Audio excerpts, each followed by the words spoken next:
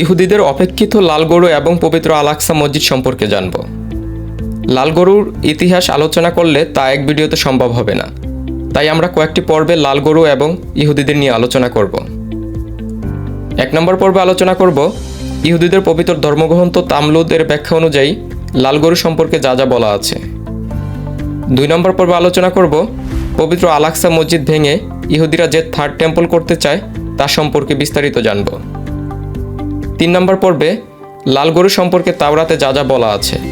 4 নম্বর পর্বে জানব লাল গরু সম্পর্কে কোরআনে যা বলা আছে। 5 নম্বরে জানব পবিত্র আল আকসা মসজিদ নিয়ে মুসলমানদের উদ্বেগ। আজকের পর্বে ইহুদিদের পবিত্র গ্রন্থ তামলুদের ব্যাখ্যা অনুযায়ী লাল গরু সম্পর্কে বিস্তারিত আলোচনা করব। ইহুদিদের পবিত্র গ্রন্থ তামলুদের ব্যাখ্যা অনুযায়ী কিয়ামতের আগে তাদের ত্রাণকর্তার আগমন ঘটবে।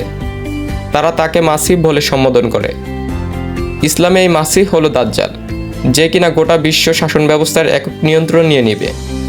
তাদের মাসিহের আবির্ভাবের 3টি প্রধান শর্ত রয়েছে। নাম্বার 1, সারা বিশ্বে ইহুদিদের ইসরায়েলে জড়ো হতে হবে। নাম্বার 2, একটি ইহুদি রাষ্ট্র প্রতিষ্ঠা করতে হবে। নাম্বার 3, সুলাইমানি মন্দির আগে যেখানে ছিল ঠিক সেখানেই সেই মন্দির তৈরি করতে হবে, যাকে তারা বলে থার্ড টেম্পল। প্রথম 2টি শর্ত পূরণ হয়েছে বলে বিশ্বাস করে ইহুদিরা, অর্থাৎ তারা ইসরায়েলে জড়ো হয়েছে এবং সার্বভৌম রাষ্ট্রও গঠন করেছে। এখন বাকি আছে 3য় শর্ত। সেই শর্ত পূরণ করতে হলে পবিত্র আল আকসা মসজিদ ভাঙতে হবে আর সেখানেই সুলাইমানি মন্দির বা থার্ড টেম্পল গড়তে হবে। আর এটি করার জন্য তাদের পবিত্র হতে হবে। পবিত্র হবার জন্য তাদের প্রয়োজন লাল গাবি। লাল গাবি কেন প্রয়োজন তা আমরা পরের পর্বে আলোচনা করব।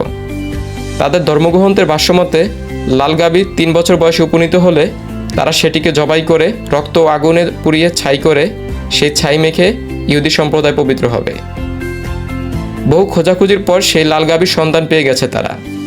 এএফপির এক প্রতিবেদনে বলা হয়েছে, বনে ইসরায়েল নামের একটি সংগঠন গত বছর যুক্তরাষ্ট্র থেকে 5টি লাল গরু আমদানি করেছে। সংগঠনটির মুখপাত্র হাইয়াম বলেছেন, আল আকসা মসজিদের অদূরেই জাবাল উদ জৈতুন বা মাউন্ট অলিভ এলাকায় একটি খামারে গরুগুলোকে রাখা হয়েছে। তারা 28 কিংবা 29শে মার্চ এই গাভী বলি দিবে। আগুন দিয়ে পুড়িয়ে ছাই বানিয়ে গায়ে মেখে দুনিয়ার নাপাক ইহুদিরা পবিত্র হবে।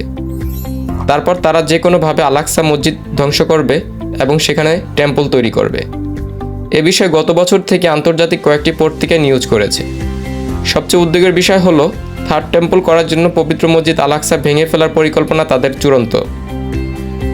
ইসরায়েলে কঠোর ইহুদিদের একাধিক গোষ্ঠী বহু বছর ধরে আল আকসা মসজিদ ভেঙে সেই জায়গায় থার্ড টেম্পল বা 3য় মন্দির তথা সুলাইমানি মন্দির নির্মাণের পরিকল্পনা নিয়ে এগোচ্ছে। সবচেয়ে বড় ও প্রভাবশালী যে সংগঠন এই কাজে দাঁড়িয়ে গেছে সেটির নাম টেম্পল ইনস্টিটিউট। আরেক সংগঠনের নাম বনে ইসরায়েল। এতে ইহুদি ও ইভাঞ্জেলিক্যাল খ্রিস্টানরা একজোট হয়ে কার্যক্রম পরিচালনা করে। আরেকটি প্রতিষ্ঠানের নাম রিটার্নিং টু দ্য মাউন্ট। প্রস্তাবিত থার্ড টেম্পল নির্মাণের মিশনে সবচেয়ে এগিয়ে আছে টেম্পল ইনস্টিটিউট। এ প্রতিষ্ঠান মন্দিরটির নির্মাণের জন্য অনেক আগ থেকেই সরঞ্জাম প্রস্তুত করেছে। মন্দির প্রতিষ্ঠার সময় পুরোহিতরা যেসব পোশাক পরবে তা আগেভাগেই তারা বানিয়ে রেখেছে। তাওরাতের নির্দেশনা অনুযায়ী মন্দিরের জন্য তামার জলপাত্র, কাপার লিভার, 24 ক্যারেট সোনা দিয়ে বানানো এবং 45 কেজি ওজনের আলোকদানি সহ নানান ধরনের আসবাবপত্র তারা তৈরি করে রেখেছে।